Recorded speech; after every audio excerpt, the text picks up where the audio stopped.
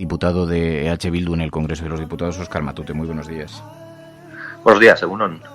Déjame que empecemos por esto, que empecemos por lo más inmediato, porque en efecto escuchábamos esas palabras de Pedro Sánchez, hoy son portada en varios periódicos, y Pedro Sánchez, referéndum, nunca, jamás, ha dicho. ¿Qué te parecen?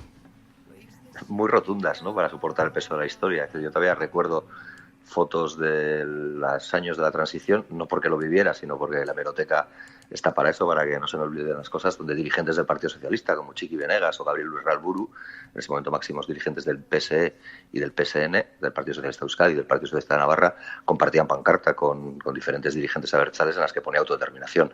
O sea, no creo que defender la autodeterminación haya sido una cosa ajena ni estrambótica, incluso a ciertos PSOEs. Pero en cualquier caso, yo creo que al Partido Socialista lo que hay que hacer es obligarle a hacer en este y en todos los terrenos. Lo estamos viendo con la reforma laboral y con toda la presión constante que estamos manteniendo para que se derogue o cualquier cosa. Y en este asunto concreto de la autodeterminación, pues yo creo que el Partido Socialista tiene que ser consciente, y Pedro Sánchez también, de que el problema territorial no se resuelve con los indultos. Los indultos son una buena noticia en la medida que alivian un sufrimiento, desde nuestro punto de vista, absolutamente injusto, porque creemos que ni un día tenían que haber pasado en la cárcel, pero que el problema territorial sigue estando ahí. Es decir, que el encaje o la forma de relación entre las naciones que componen el actual Estado español y el propio Estado español como estructura única sigue vigente, y que por tanto eso no va a poder aplazarlo o esconderlo, por mucho que se niegue a abordar un asunto que entiendo que en clave democrática es la mejor solución, que es que la ciudadanía se exprese libre y democráticamente, y que a partir de eso se construyan las realidades que devengan de esa decisión mayoritaria de la ciudadanía. Y en ese contexto, claro, de EH Bildu se dice en la prensa de la Corte madrileña, se dicen muchas cosas, se dice que son aliados, socios del gobierno de Pedro Sánchez. ¿Cree que es posible ese recorrido? ¿Crees que es posible ese viaje? Si es que si se quiere resolver el conflicto territorial, que se viene a llamar, tendrá que serlo, porque es que no va a dejar de existir una pulsión soberanista o independentista en determinados lugares, porque se parte de una visión de la realidad que es diferente a la que probablemente tenga la Corte madrileña, pero que por eso no es menos latente, que es que hay ciudadanos en el actual Estado español, muchos en Cataluña y muchos en Euskal Herria y en Galicia y en otros lugares, que creen y que sienten que su identidad principal y que su identidad nacional es la vasca, la catalana, la gallega u otras, y no la española, y que a partir de ahí quieren poder construir un modelo de estructura política que responda mejor a sus propias necesidades y a su propia pervivencia como pueblo o como pueblo, vamos. Entonces yo creo que eso tiene que abordarse de alguna manera. No puede uno escudarse en reformas de la Constitución que se antojan imposibles por los 3/5 que se necesitan, etcétera, etcétera, y que parecen un camino plagado de obstáculos, cuando luego hemos visto que reformar la Constitución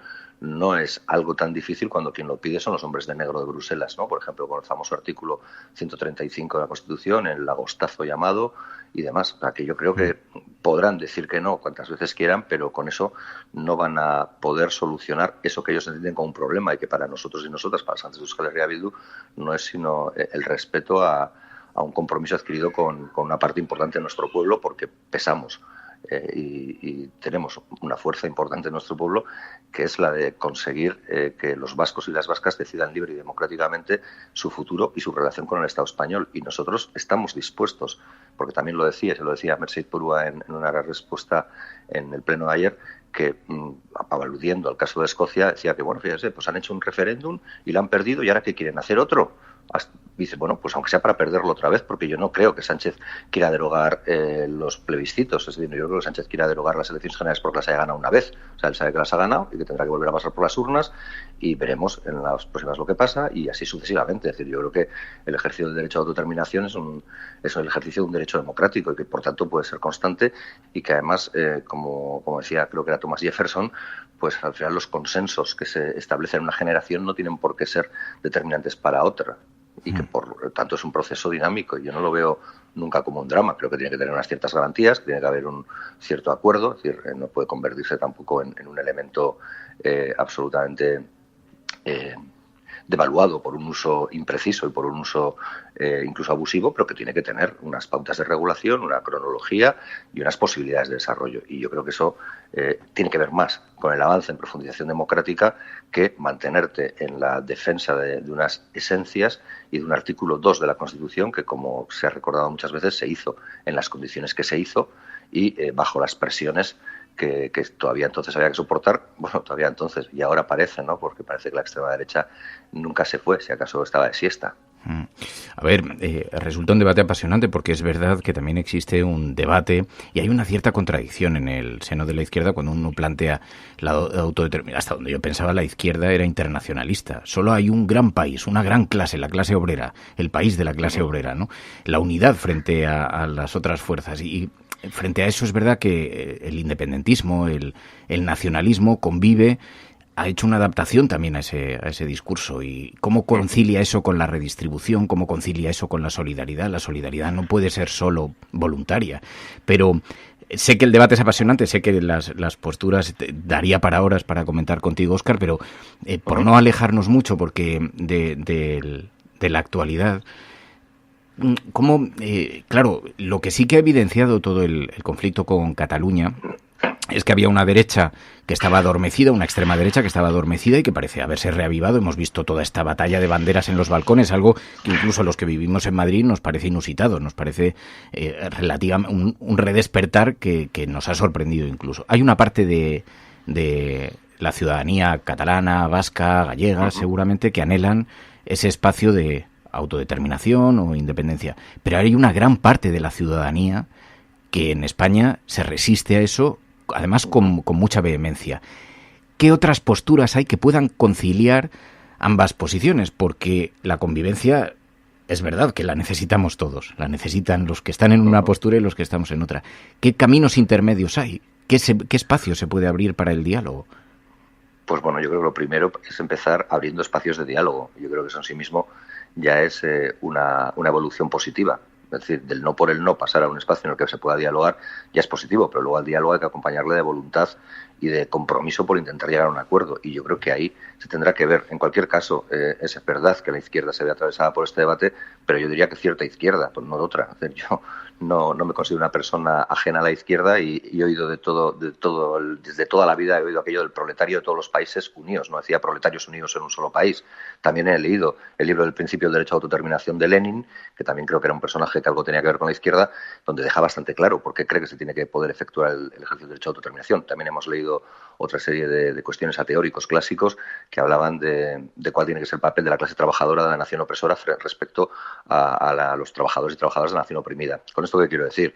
Lo que quiero decir es que no te hace menos de izquierdas defender la existencia de un marco nacional que consideras más propio que otro. De esa manera que yo no he visto tampoco a la clase trabajadora o a las dirigentes de la clase trabajadora del Estado español, si se entiende que existen y que hay, pues defender que, dado que no tiene que haber más nación que la unidad de la clase obrera, pues que disolvamos el Estado español y lo integremos en Francia o en la Unión Europea, agrupándolos a todos, olvidándonos de nuestros símbolos y nuestras identidades. Me parece un debate en ese término bastante fácil de resolver porque, como digo, no lo he visto. No he encontrado ese contraejemplo de internacionalismo puro, porque además el internacionalismo en cualquier caso es la colaboración entre naciones, ¿no?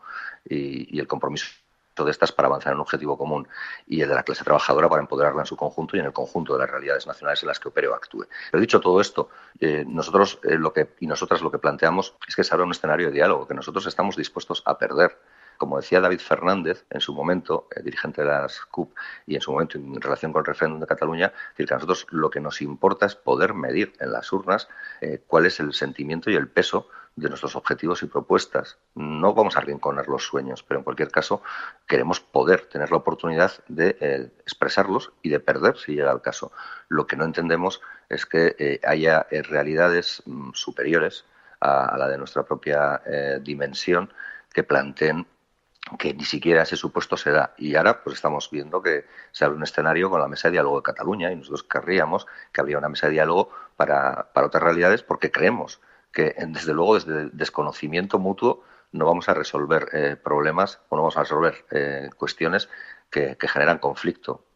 cualquier sociedad dinámica va a tener conflictos, porque el conflicto en el fondo no es más que la expresión de los desajustes de la propia evolución de una sociedad. Y ahí, en todo caso, lo que hay que hacer es ver cómo se resuelven. Y para eso lo que nosotros decimos es que tiene que haber métodos democráticos, métodos que planteen de forma democrática cuáles son los niveles o las realidades que podemos activar para que se desbloqueen esos conflictos, aceptando el juego de mayorías y el respeto al derecho de las minorías.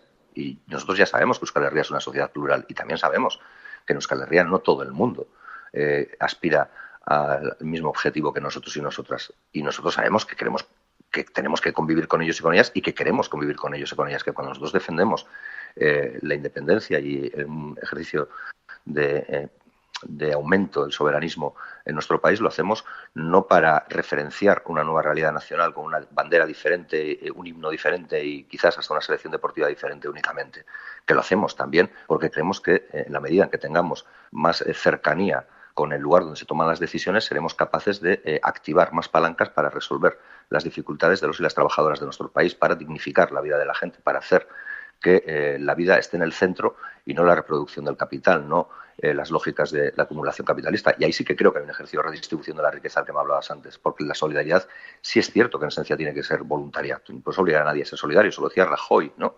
Que decía frases épicas para la historia. Pero creemos que es que la solidaridad se ejerce cuando uno tiene la posibilidad de ejercerla, no cuando le determinan lo que puede y lo que no puede hacer. Hay bastante debate entre los oyentes, estoy viendo en el chat del programa, muchos coinciden con tu postura, otros plantean la dificultad para decidir quién tendría que pronunciarse, porque también afecta al resto del país una decisión de esa naturaleza, afecta sobre los presupuestos, sobre sus recursos, incluso sobre su idea y su idea de identidad. Y en esa confrontación, ¿quién responde a la consulta? Solamente los empadronados allí. Se produce debate social en esto. Pero fíjate, por no entrar, porque es un debate de mucha profundidad y no tenemos mucho tiempo como para abordarlo, pero sí que te invito a que un día lo tengamos con comodidad, sin límite de tiempo, cara a cara, y podamos hablar de la configuración del Estado y te podamos escuchar con atención. Sin ningún problema.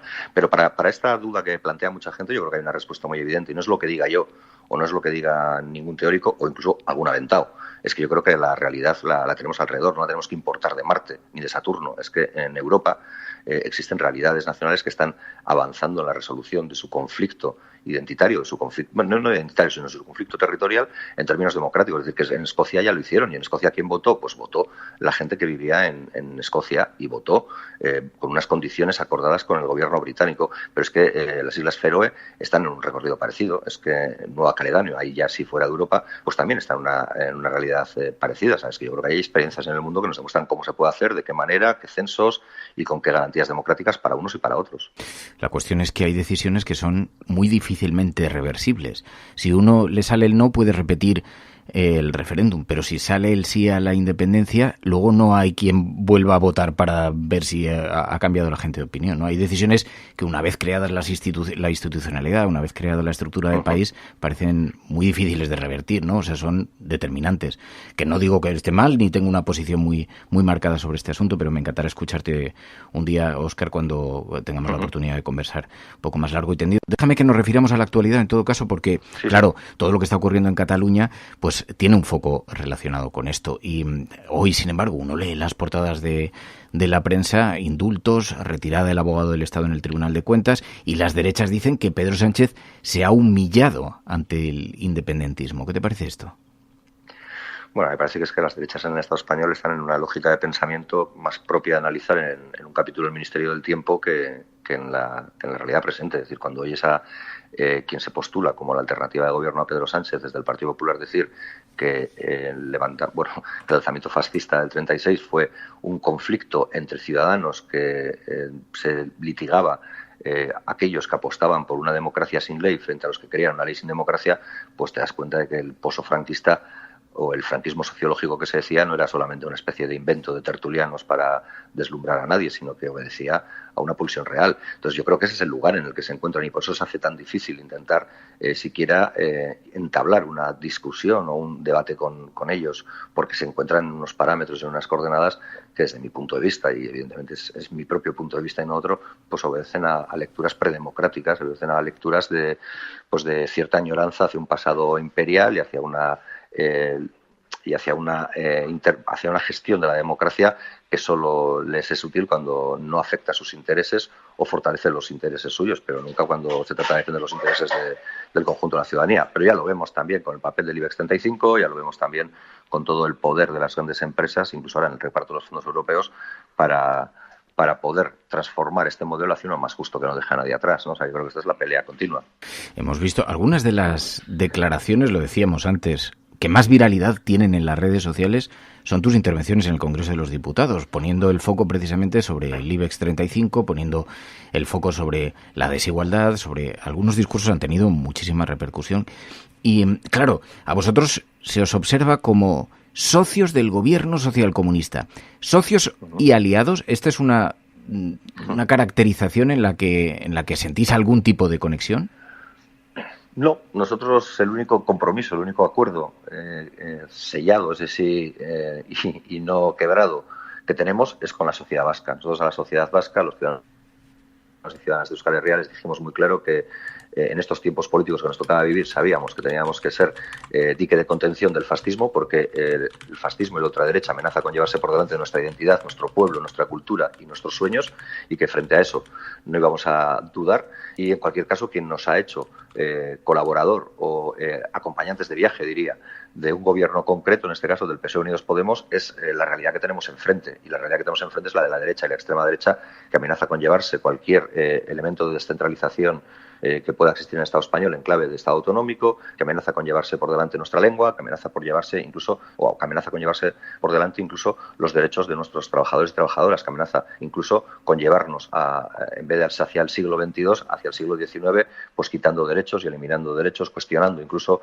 derechos tan básicos como el de la igualdad efectiva entre mujeres y hombres, ¿no? Cuando tienes esa realidad enfrente, es evidente que buscas primero ponerle freno y segundo que quien está en la misma trinchera intentando ponerle freno haga políticas diferentes a las que harían ellos. Porque lo que le decimos una y otra vez a la izquierda que gobierna el Estado español es que si no se atreven a hacer los cambios estructurales que hay que hacer y hacen una agenda que no es sustancialmente diferente en lo que tiene que ver con la afectación a los verdaderos centros de poder y decisión en el Estado español, serán esos centros de poder y decisión, junto con la derecha y la extrema derecha, quien acabarán quitándoles, y acabarán además quitándoles porque al no hacer las políticas de izquierda que tendría que hacer un gobierno de izquierdas, pues se encontrarán incluso con el propio rechazo, la apatía o el hastío de los y las trabajadoras, de la gente de la calle, de la gente que en definitiva espera de un gobierno de izquierdas que haga cosas que mejoren sus vidas. Y por eso vamos a seguir diciendo lo que decimos y probablemente por eso algunas de las cosas que decimos pues tienen la viralidad que te has comentado. Dices, el único compromiso que tenemos es con la sociedad vasca. Ayer lo que pasa es que escuchamos a Merche Aizpurúa, que le dijo a Sánchez, le toca cumplir y hacer lo que dijo que haría. ¿Qué es lo que dijo que haría? Bueno, pero lo que dijo que haría no es algo que nos haya dicho a nosotros en privado y de una forma secreta, es que lo ha dicho él y como te señalaba al principio de la entrevista, la hemeroteca sirve para esas cosas. Él dijo que derogaría la reforma laboral y que lo haría nada más llegar a Moncloa. Pues yo creo que ahí hay un ejemplo perfecto. Él dijo cuando los pensionistas y las pensionistas, y en Euskal Herria lo hicieron con un énfasis especial, empezaron a salir a las calles a defender pensiones dignas, a defender 1.080 euros como pensión mínima, fue el Partido Socialista el que abrazó la causa y el que se movilizó y les acompañó y les animó. Pues también ahí creo que hay que cumplir con los y las pensionistas de esta sociedad. Creo también que, lo mismo que he dicho, que hay que derogar la reforma laboral, pero también hay que ser más audaz en políticas sociales. También él dijo, y también está en la hemeroteca, que había recibido presiones en determinados momentos por los poderes económicos y que una democracia no es sana cuando está sometida a gente que no se presenta a las elecciones, pero que manda más que los que se presentan a las elecciones. Pues también habrá que romper con esa dinámica, porque en el fondo, si no, estaremos dando apariencia de democracia a algo que no lo es del todo, porque no permite que todo esté al alcance de la decisión de cualquiera con independencia de su nivel de renta y de su capacidad, sino que habrá unos que porque tienen muchísimo dinero, me da igual si en España o en Suiza o en las Bahamas, pero porque tienen muchísimo dinero, son capaces de decidir o son los que deciden frente a unos muchos y a unas muchas que porque tienen poco dinero pues parece que tienen menos capacidad de influencia. ¿Hubo acuerdos entre H. Bildu y Pedro Sánchez que desconozcamos, algo que no se ha conocido por la opinión pública? No, nosotros somos bastante transparentes, somos muy conscientes de que lo que decimos provoca pasiones y a veces muy enfrentadas. Seguramente lo que yo estoy diciendo ahora también lo estaré haciendo en esas redes sociales que comentas, pero somos muy transparentes y además somos muy claros. Nosotros cuando alcanzamos algún tipo de acuerdo lo hacemos público y además tenemos la rara costumbre de que cuando damos la palabra lo llevamos a efecto, y nosotros tuvimos un compromiso muy claro y tuvo que ver con la reforma laboral. Luego hemos tenido otros compromisos en tiempos de, digamos, el arranque de la pandemia, por llamarlo de algún modo. Ahí arrancamos un compromiso claro de desmontaje de la reforma laboral. Queremos que eso se cumpla. Y, por ejemplo, sobre el acercamiento de presos, que parece que la derecha está como muy... No, pero ya, pues nosotros con el acercamiento de presos, lo único que hemos mantenido siempre en público y en privado, y así se lo hicimos saber, y además así se lo reflejasteis los periodistas y los medios de comunicación tras ese encuentro que mantuvimos con los portavoces los portavoces y los que llevan el Grupo Socialista en el Congreso, fue que en materia penitenciaria lo único que pedíamos es que se cumpliera la ley. Es decir, que no existiera un espacio de excepcionalidad que penalizaba a los familiares de los y las presas y que además hacía que una legislación pensada para un tiempo de confrontación no se mantuviera sine die cuando la realidad había cambiado. Y solo dijimos que se cumpliera la legalidad penitenciaria. Y es lo que seguimos diciendo, y por eso los acercamientos creemos que en todo caso obedecen a eso, o sea, a una legislación penitenciaria más acorde con la realidad en la que vivimos. Claro, una de las frases que más os repiten es una que pronunciaste: la izquierda independentista va a quitar y poner presidentes. Y hay quien lo ve como una suerte de espada de Damocles que siempre está pendiendo sobre la cabeza del presidente del gobierno. Ya, pues tendría que preguntarse por qué les preocupaba menos cuando quien podía poner y quitar presidentes era las derechas nacionalistas, ya fuera la catalana o la vasca, porque eso también ha pasado. Lo que sucede ahora, y por eso lo digo y lo mantengo, es que los ciudadanos y ciudadanas de Euskal Herria, de Cataluña y de otros lugares han decidido que su izquierda soberanista, que su izquierda independentista tenga un peso determinante en el Congreso. Y yo no lo digo como una amenaza, lo digo como una constatación de una evidencia. Es decir, los diputados de RC, más los de Euskal Herria Bildu, más el del BNG, más los de las CUP, pues suman, si no me equivoco, 21 escaños. Y con 21 escaños, y dada la actual relación de fuerzas y, digamos, la lógica de bloques, pues resulta inevitable tener que llegar a algún tipo de acuerdo con el independentismo de izquierdas para poder alcanzar la jefatura del Estado, no que se le reservan al monarca, sino la presidencia del gobierno. Y eso es una realidad, una constatación de una evidencia. Y nosotros lo que decimos es que cuando el independentismo de izquierdas está en disposición de poder determinar quién gobierna, puede determinar qué políticas va a hacer el que gobierna, y queremos que las políticas que se hagan sean políticas al servicio de las mayorías populares, sean políticas al servicio de aquellos que quieran poner la vida en el centro frente a, como decía, la acumulación de capital por parte de unos pocos. Óscar Matute, quedas invitado, honestamente, te lo digo sinceramente, para conversar sobre modelos de Estado posibles, configuraciones y también aspiraciones, y que podamos filosofar con tranquilidad y con relajación aquí en el programa. Si no aburrimos a nadie más de lo necesario, encantado. Bueno, a juzgar por lo que la gente está comentando, parece que no, parece que están muy interesados en abordar el debate desde una perspectiva que no sea la de la confrontación permanente como vivimos en el debate público. Óscar Matute, EH Bildu, gracias. A ti. Vale, hasta luego. Seguimos aquí en La Cafetera hablando de memoria histórica. Españoles. Frank.